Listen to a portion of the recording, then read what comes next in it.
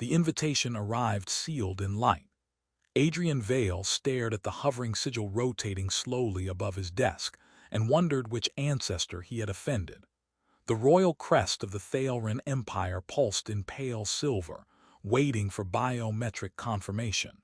His diplomatic handler stood across the room with the posture of a man who had rehearsed bad news in 12 different tonal registers. "It's only a reception," the handler said carefully. "High level, symbolic, do not improvise." Adrian pressed his thumb to the sigil. The seal dissolved into streaming script. "Observe," the handler continued. "Respond only when addressed. Avoid humor. Their culture interprets metaphor as intent and intent as oath." Adrian blinked. "Avoid humor. That's half my personality." "Then use the other half." He exhaled slowly. "Is the Queen attending?" The handler's silence answered first. "Yes," he finally said. "Her Majesty Lysera Thane will preside." Adrian had studied the briefings. The Queen appeared almost human in structure, tall, composed, dark-eyed, but her long, elegant ears curved backward slightly, moving with subtle precision when she listened. Thaleran physiology allowed them to detect micro-fluctuations in tone and breath. Lying to her, according to rumor, felt like trying to whisper in a vacuum. "Remember," the handler added, lowering his voice, "in their court, compliments are contracts." "That's absurd," Adrian said. "It is tradition." "Of course it is." The reception unfolded in a chamber suspended above the planet's luminous rings. Delegates stood beneath shifting gravitational fields that adjusted subtly to maintain ceremonial posture. Translators shimmered faintly in the air, converting cadence into mutual comprehension. Every sentence sounded like it had passed through 17 committees before reaching a mouth. Adrian kept his hands loosely clasped behind his back. He had practiced neutral expression in reflective panels. He had memorized trade statistics, border projections, and 12 variations of respectful nods. Nobles approached him in turn. "We welcome Terran cooperation," one said, voice perfectly measured. "We anticipate mutual prosperity," said another, equally precise. Adrian responded with rehearsed diplomacy, careful not to embellish. He felt like a man tiptoeing across a minefield built of grammar. Then the chamber shifted. The Queen entered without fanfare. Conversation did not stop. It softened, reorganized, recalibrated. Adrian felt the gravitational hum change pitch as if the room itself recognized her authority. She moved with steady calm, acknowledging dignitaries with minimal gestures. When she reached him, she did not hesitate. "Envoy Vale," she said. Her voice carried no theatrical force, yet the entire chamber listened. Up close, he noticed the way her long ears angled slightly forward, attentive, responsive. Not decorative, observing. "Your Majesty," Adrian replied, executing his most balanced nod. "I have reviewed your prior negotiations in the Ardent Corridor," she said. "You favored direct resolution over layered incentives." "I favor fewer layers when possible," he answered before thinking. A faint ripple moved through nearby nobles. Her ears shifted slightly. "You find our methods excessive." He felt the handler's ghost screaming in his skull. "Avoid humor. Avoid improvisation." "I find them thorough," Adrian corrected carefully. "Terrans tend to simplify when we can. It saves time." "And time," she said, "is the only resource no empire replenishes." There it was, the weight of centuries behind a simple sentence. She studied him, not with suspicion but curiosity. "What is your assessment," she continued, "of our expansion toward the Hellion expanse?" This was the question. Political, volatile, layered with risk. Advisors subtly leaned closer, translators brightened. He should have delivered something measured, strategic, unoffensive. Instead, he heard himself speak. "If you're going to reshape half the galaxy, Your Majesty, you might as well do it beautifully." Silence struck like a vacuum breach. He felt it physically, the air compressing, the hum of gravitic anchors thinning. Somewhere a glass chimed against a metallic surface and did not dare continue. He blinked. He replayed his sentence internally. It had sounded harmless in his head, lightly admiring, slightly humorous. In this room it landed like a declaration carved into stone. The queen did not look offended, she looked thoughtful, her ears angled forward then stilled. Beautifully, she repeated. Adrian cleared his throat. Strategically beautiful. Efficient, elegant in execution. I meant, he stopped. Every additional word felt like digging deeper into ceremonial quicksand. A noble to his left inhaled sharply. The queen stepped closer, closing the conversational distance by a fraction that felt seismic. You admire vision, she said. Yes, he replied automatically. When it's earned. Another ripple moved through the court. Earned. He resisted the urge to physically slap his own mouth. And you believe ours is? She asked. I believe, Adrian said, heart now attempting orbital escape velocity, that ambition without grace breeds resentment. But ambition guided with clarity, that shapes history. He had meant it as policy analysis. It sounded like devotion. The queen's gaze held his. He saw calculation there, but not manipulation, evaluation. In a court built on layered flattery, he had offered something blunt. Nearby, one advisor whispered, intent declaration. Adrian almost laughed from pure panic. I assure you, he began, I intended no. She raised a hand gently. You speak without rehearsal, she said. Yes, your majesty. And without fear. I assure you, he replied, attempting humor as shield. I am experiencing a significant amount of fear. A faint smile touched her expression. It was small but unmistakable, soft laughter hers. The sound fractured the tension more effectively than any decree. You fear consequence, she observed, ears adjusting minutely, but not truth. I try not to, he admitted. She regarded him for a long moment that stretched across diplomatic eternity. Envoy Vale, she said at last, voice calm and clear. In this court, declarations of admiration for a sovereign's vision carry personal implication. His stomach dropped. I see, he managed. That was not my calculated intent. I am aware, she said. The noble stirred again. Aware, not offended. She turned slightly, addressing the chamber while still facing him. Authenticity, she said evenly, is rarer than strategy. Adrian stood frozen, wishing briefly for a malfunctioning transporter beam. She looked back at him, long ears angled with precise attention. Tell me, envoy, she said quietly enough that only those nearest could hear. If you admire beauty and ambition, would you stand beside it? The handler's earlier warning echoed in his mind. Compliments are contracts. He swallowed. I would stand beside integrity, he answered carefully. Beauty tends to follow. A noble audibly dropped something metallic. The queen did not break eye contact. And somewhere deep within the humming machinery of the palace, something subtle shifted, not with outrage, not with scandal, but with interest. Adrian realized too late that he had spoken far more than he intended, and the court had heard every word. The silence did not break all at once. It fractured slowly, like thin ice deciding whether to hold. Adrian remained where he stood, acutely aware that he had just walked verbally into something vast and ceremonial. The queen's last question lingered in the charged air. Would you stand beside it? He had answered, not elegantly, not strategically, but honestly. That seemed to be the problem. A senior noble cleared his throat with the force of a diplomatic alarm. Your Majesty, he began carefully, shall we proceed with the scheduled affirmations? Lysera did not look away from Adrian. In a moment, she said.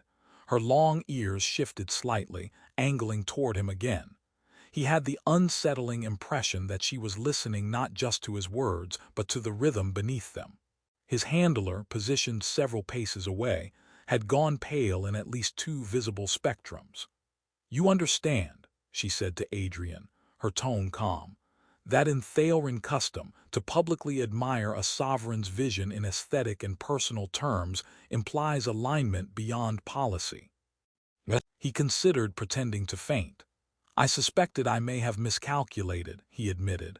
A faint ripple of restrained shock moved through the court, miscalculated. The word alone carried layers. "You admit error openly," she observed. "Yes, Your Majesty, it's a Terran specialty." A few diplomats from minor systems exchanged confused glances. One actually coughed to conceal a laugh. The Queen's ears twitched. "You believe this an error?" she asked. "I believe," Adrian said carefully, "that I may have stepped into cultural territory without a map." "And yet," she replied, "you did not retreat." He almost smiled. Retreating mid-sentence is rarely graceful. Her expression shifted, subtle but unmistakable amusement. Around them, tension coiled and recalibrated. Advisors whispered into discreet comlinks.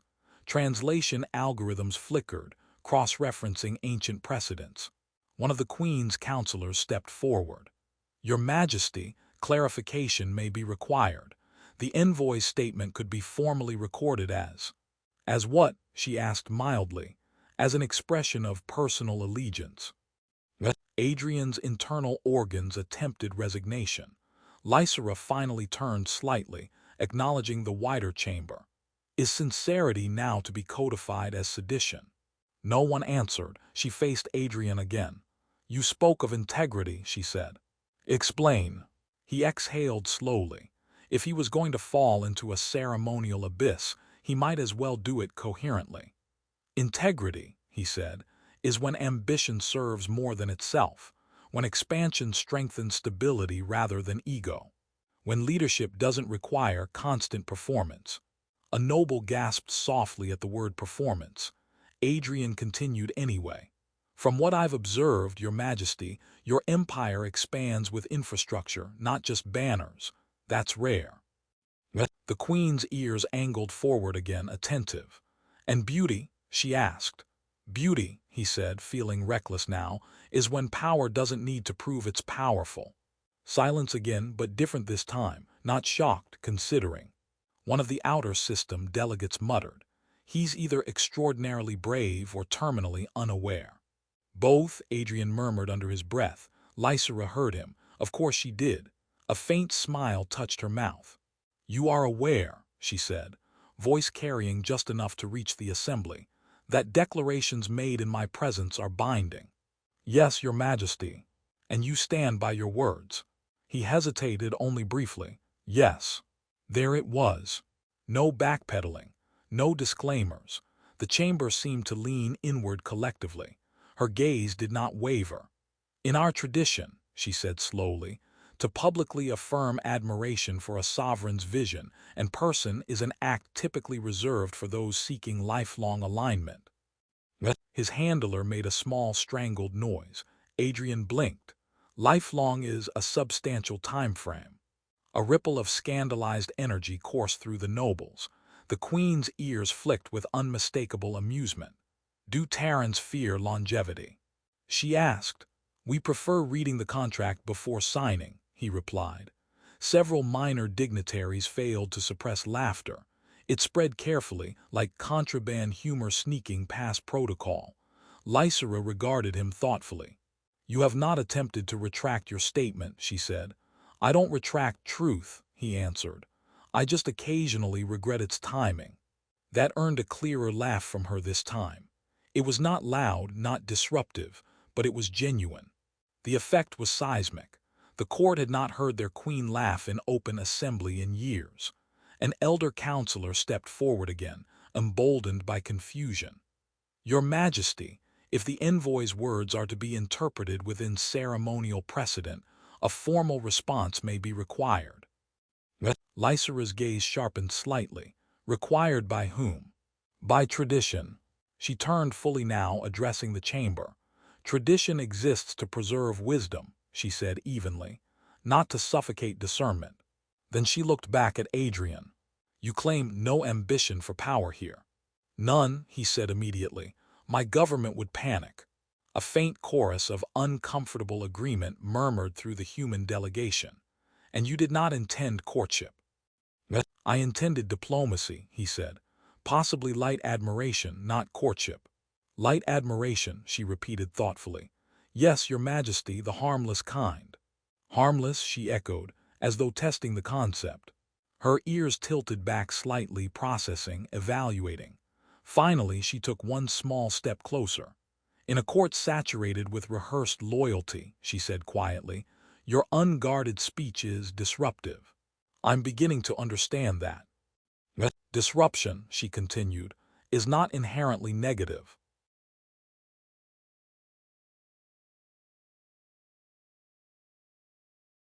The counselor stiffened. She lifted her voice just enough for all to hear. I find authenticity preferable to performance. The words landed heavier than any accusation could have. A silence followed, not stunned this time, but shifting. She studied him once more. Envoy Vale, she said, calm and clear, your statement will be reviewed in accordance with cultural precedent. His heart dropped again. But, she added, and her ears angled toward him in unmistakable focus, it will not be dismissed. A noble whispered, interpreted as proposal. Another replied, impossible. Adrian swallowed. Your Majesty, with respect, I hope the review process includes flexibility. Flexibility, she said, almost amused, is a strength when wielded deliberately. She paused, and I am very deliberate. The reception resumed slowly, like a system rebooting after unexpected input. Conversations restarted, though now every exchange contained a subtle undercurrent. Delegates watched Adrian as if he had spontaneously grown additional limbs. His handler rushed to his side. What did you do? He hissed quietly. I spoke, Adrian replied, without thinking. Yes, the handler closed his eyes briefly. We trained you for 3 years. And I listened, Adrian said. Mostly. Across the chamber the queen watched him, not with irritation, not with triumph, with interest. Her long ears shifted minutely as nobles approached her, offering careful commentary disguised as congratulations or concern. Adrian felt it then, not doom, not scandal. Momentum. He had stepped into something he did not understand. And the queen, instead of retreating from his uncalculated words, seemed to be considering them, not as insult, not as mistake, but as possibility. By the following cycle, Adrian had acquired 3 things: a formal request for private audience, 12 contradictory advisory messages from Earth, and a reputation he had not applied for. The advisory messages were particularly unhelpful. Clarify immediately. Do not clarify. Apologize diplomatically. Do not apologize under any circumstances. One message simply read, "What did you say?" He powered down his comm panel before a 4th message could arrive suggesting he fake a minor illness and request evacuation. The summons from the queen was precise. No audience chamber. No nobles. A restricted council wing calibrated for secure conversation. That at least felt less like a public execution. When he entered, Lysera was already present, reviewing a holographic projection of shifting trade routes. The projection collapsed at a subtle gesture from her hand. You requested clarification, she said. I requested survival, he replied automatically, then winced. Clarification seemed adjacent to that. Her ears flicked slightly. Not annoyance, interest. You fear that your words bound you to an outcome you did not intend. Yes. You regret speaking honestly. No, that answer came faster than the others. He surprised himself. She noticed. You regret the consequences, she said. I regret not knowing what they are. A pause settled between them, not hostile, measured. In our culture, she said, public declarations regarding a sovereign's character and vision are rarely casual. They signal alignment of purpose. I understand that now. And if I were to interpret your words as such alignment, he hesitated. This was the center of it. I would ask, he said carefully, whether alignment requires romance. A faint shimmer passed through her expression, not quite amusement, not quite surprise. You assume this concerns romance. Your counsel seems convinced it does. My counsel is accustomed to ambition disguising itself as affection. And I, he said dryly, am apparently guilty of accidental devotion. That earned him the smallest upward curve of her mouth. You do not seek my throne. Absolutely not. I can barely manage my own schedule. You do not seek influence. I seek efficient agreements and edible food. Edible, she repeated. I have been served 3 ceremonial dishes that glowed faintly. I remain cautious. Her ears twitched more noticeably this time. You find humor in instability, she observed. I find humor in panic, he corrected. It's preventative. She considered him in silence long enough that he wondered if he had misstepped again. You are aware, she said slowly, that by refusing to retract your words you have already altered court perception. I suspected as much. I've been watched like a rare mineral sample. You are being evaluated. That sounds slightly worse. For compatibility, she clarified. He blinked. Compatibility with what? With me. There it was, direct, unlayered. He exhaled slowly. Your Majesty, I intended admiration, not proposal. I am aware. And yet, she said, stepping closer by a measured degree, you demonstrated something none of my formal suitors have. He waited. You spoke without calculating gain. I miscalculated risk, he offered. That is different. A soft chime interrupted them, an advisor requesting access. She dismissed it without glancing at the interface. Your spontaneity, she continued, is not recklessness. It is unfiltered sincerity. I assure you, he said, it is occasionally recklessness. Her ears angled toward him again, attentive to the tonal shift. You do not lie, she said. I try not to, it's inefficient. In my species, she said quietly, our auditory perception evolved to detect microdeception. Most political speech is loud. And mine, yours was clear. The word landed differently than praise. Outside this chamber, the court was fracturing into factions. Some argued she should dismiss the incident as cultural misunderstanding. Others insisted precedent required formal acknowledgement of a binding declaration. A discreet alert flickered at the edge of Adrian's vision, an Earth representative requesting immediate update. He ignored it. If I may ask, he said carefully, what do you intend to do? She did not answer immediately. Instead, she activated another projection, a web of alliances spanning systems, trade corridors glowing in shifting light. My empire stands at a threshold, she said. Expansion requires stability. Stability requires trust. And you believe I provide that. I believe, she said, that authenticity is rarer than any mineral in contested space. He laughed softly. That might be the most flattering thing anyone has said to me while considering possible matrimony. Matrimony, she repeated, tasting the Terran word.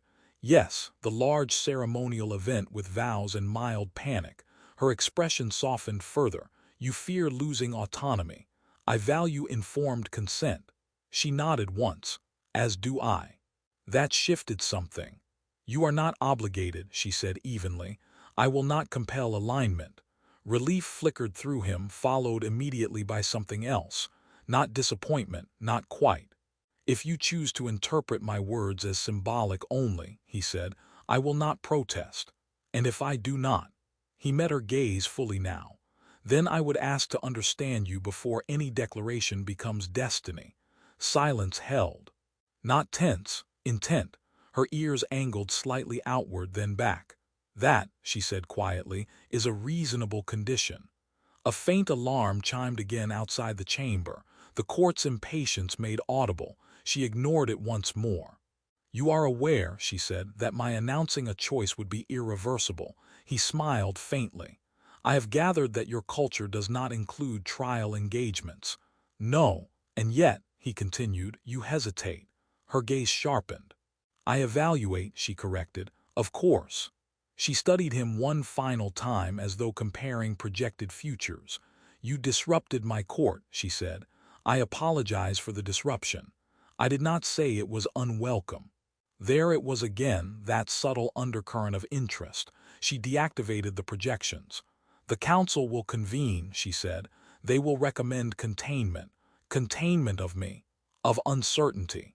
He considered that. I am uncertain about many things, he admitted, but not about what I said. Her ears shifted. You stand by your admiration. Yes, and your claim that beauty follows integrity. Yes. Another silence. Very well, she said at last. Very well what? He asked cautiously. Very well, Envoy Vale, she replied. We will continue this evaluation. Evaluation, he repeated weakly, for partnership. He almost laughed again. That sounds remarkably formal. It is, and the timeline. In my culture, she said calmly, life decisions are not rushed. That, he admitted, is reassuring. She turned slightly toward the exit. The court expects resolution, she said. And you? She paused. I expect honesty. He nodded once. That at least I can provide. As he left the chamber, his comm panel erupted with waiting messages. He powered it on. The first message from Earth read, "Are you engaged?" He stared at it for a long moment. Then he typed back, "Under review." Across the palace, Queen Lysera Thane stood before her advisors, long ears angled in quiet contemplation. The court anticipated scandal. She was considering possibility. The week that followed unfolded like a slow orbit, every interaction measured against both expectation and surprise. Adrian found that the court had not settled on how to respond to his unguarded declaration. Some factions treated it as an extraordinary breach, others as a fascinating anomaly. He became a fixture in strategic councils, his input simultaneously valued and suspiciously analyzed. No one questioned his presence, but everyone questioned the implications. He tried humor to ease the tension. During a discussion about resource allocation on Hellion Prime, a delegate suggested diverting energy to shield generators. Adrian replied, "If shields get too strong, we may accidentally repel our own satellites. Gravity doesn't appreciate irony." The room remained still for a heartbeat, then a few suppressed chuckles appeared. Even Queen Lysera's long ears twitched slightly in amusement, though her expression remained composed. A minor crisis arose the next day. One of the outer colonies reported unexpected fluctuations in the orbital stabilizers, causing minor disruptions in trade traffic. Advisors clamored for immediate action. Directives flew in a dizzying stream. Adrian examined the telemetry, ran rapid calculations on energy output, and suggested a sequence of adjustments to stabilize the orbits. Lysera, attending beside him, spoke to the assembly. Observe how cross-cultural insight can simplify solutions. She framed his practical intervention as a demonstration of collaboration between species. He suppressed a grin, appreciating her subtle humor as she rebranded his calculations as spectacle rather than simple troubleshooting. Later, when he sought her privately, she was standing near the observation dome. Freighters arced gracefully around the capital, gravitic trails glowing faintly against the void. Her long ears swiveled gently as she regarded him. "Your approach is unconventional," she said. Terran logic, humor, and hesitation combined with skill. You disrupt expectations without disorder. Adrian raised an eyebrow. Disrupt without disorder. That's diplomatic speak for I annoy people in useful ways. Her lips quirked in the faintest hint of amusement. Precisely. Useful annoyance is rare in our court. The day continued with negotiations and ceremonial obligations. Each time Adrian spoke, his words carried weight far beyond their content. Some counselors attempted to challenge him subtly, offering half-completed treaties or ambiguous proposals. He countered with measured responses and dry remarks that skirted offense while resolving practical problems. Lysera, beside him, amplified his contributions strategically, presenting them to the court as insight rather than interference. His humor, though slight, became a buffer for tension. One evening, a social gathering brought diplomats into the palace's biodome, a lush garden suspended in zero gravity, filled with alien flora that glowed faintly. Adrian walked alongside Lysera, marveling at flowers that rotated slowly in orbit and tiny vines that emitted soft harmonic pulses when touched. He attempted a joke about the difficulty of watering plants in zero-G, only to have one vine vibrate in response. "They heard you," she said, ears twitching. "They appreciate humor too." He laughed softly. I fear they may judge my competence if I continue. You are already under scrutiny, she replied. Judgment is inevitable. The question is whether it fears or admires you. Her presence made the court's rigid rules feel less constraining. He noticed that when she spoke of choices, decisions, and alignment, she often left him room to exercise judgment rather than dictating action. It was a subtle but powerful shift, teaching him that influence could be exerted without force. His role was no longer simply to comply or to observe. He was now a participant in the unfolding of outcomes. A minor debate erupted over the energy allocations for interstellar communication relays. Adrian proposed a sequence of adjustments that preserved efficiency without compromising safety protocols. One nervous counselor remarked that Terrans were notoriously impulsive. Lysera's ears flicked in his direction, and she rephrased Adrian's plan as an example of practical foresight in unpredictable environments. The nervous counselor's blush matched the pulsing glow of the nearby energy conduits. By midweek, the court had begun to accept a new reality. The warnings about his earlier statement no longer dominated discussion. The focus had shifted to observing how his authenticity, moderated by humor and caution, influenced outcomes. He was both less fearful and more confident, understanding that sincerity could be a stabilizing force even amid political complexity. One night after the last of the freighters had returned to orbit, Lysera approached him in the gardens once again. You have adapted, she said. You do not attempt to manipulate, yet you are not passive. You contribute, but you do not overreach. I'm beginning to understand that honesty, carefully applied, is more effective than any grand strategy, he replied. Correct, she said, and humor is your shield. He laughed, partly from relief, partly from recognition. The court, the empire, and the diplomatic machinery remained unpredictable, but with her guidance and his willingness to speak plainly, even when it caused small tremors, he had discovered a rhythm. The chapter ended with them standing near the central gravitic fountain of the palace. Alien flowers floated around them, illuminated by the pale light of distant stars. They were silent, but the silence was shared, comfortable, and purposeful. The galaxy beyond the capital hummed with potential conflict and intrigue, yet for the first time, Adrian felt a measure of agency. His words, uncalculated yet sincere, had altered the landscape, not by force but by choice. And Lysera, attentive and deliberate, remained at his side, confirming that some outcomes required patience, subtlety, and the courage to speak without thinking.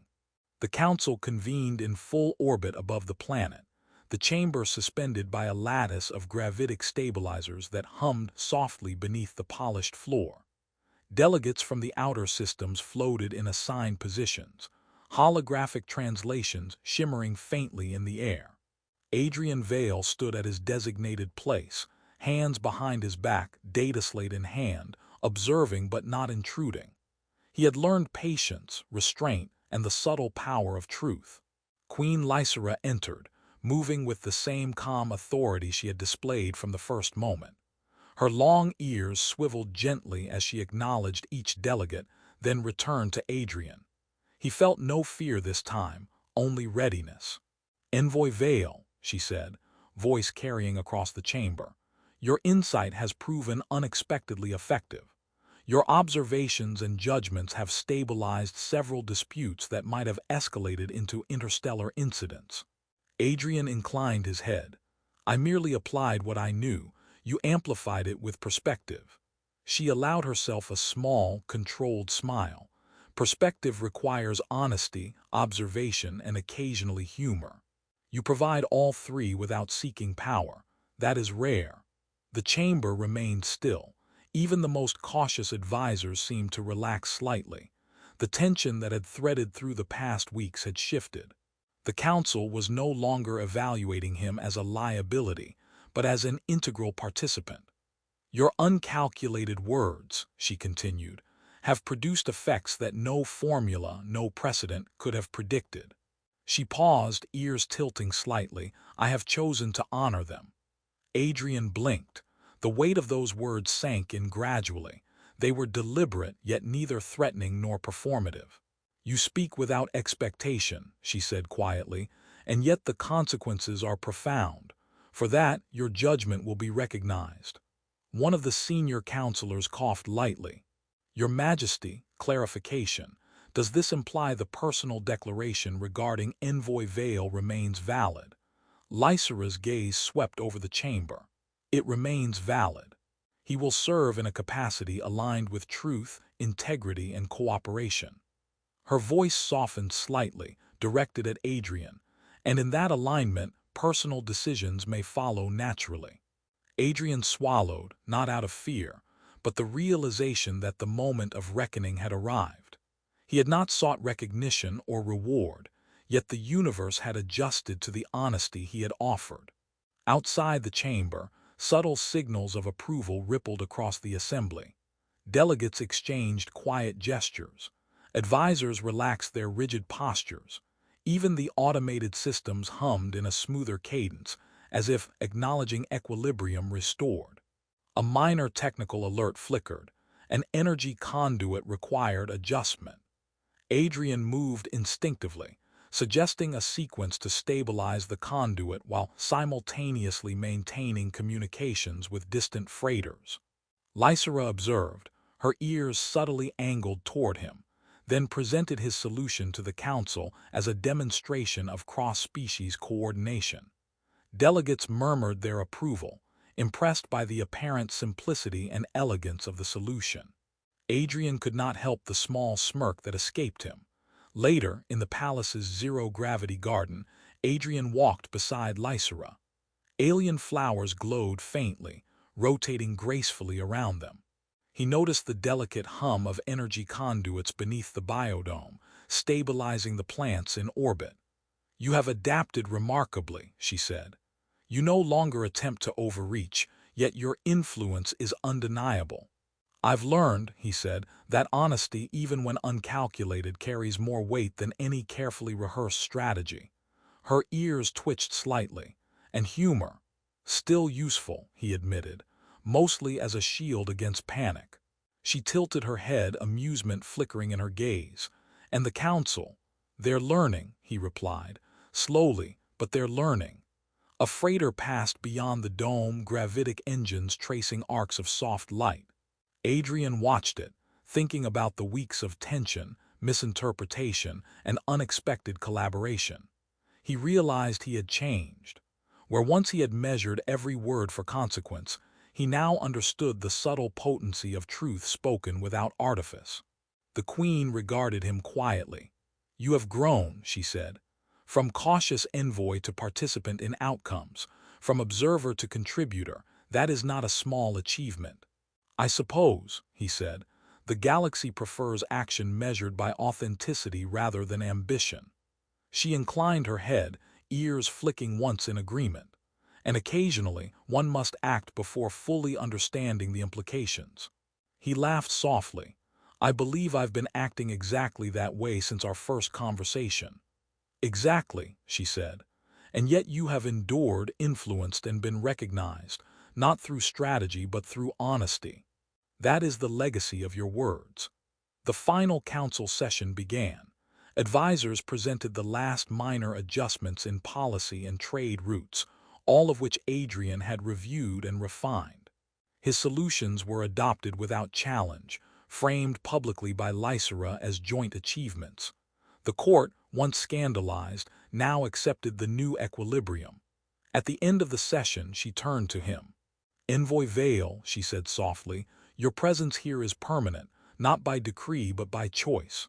"I understand, Your Majesty," he replied, "and I accept it on the same terms." The freighters outside resumed their arcs, the gravitic lattice humming in harmony.